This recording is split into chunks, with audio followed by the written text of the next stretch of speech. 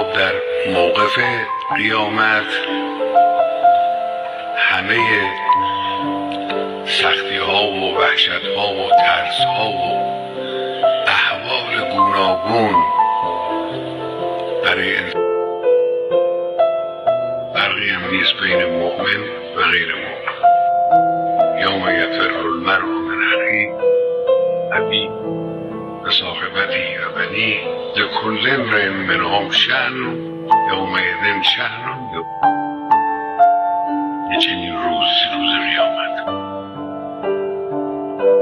که این آیات کریمه قرآن به خصوص در این سوره های اواخر قرآن به احوال قیامت، احوال و احوال در قیامت پرداخته شده. خیلی زیاد.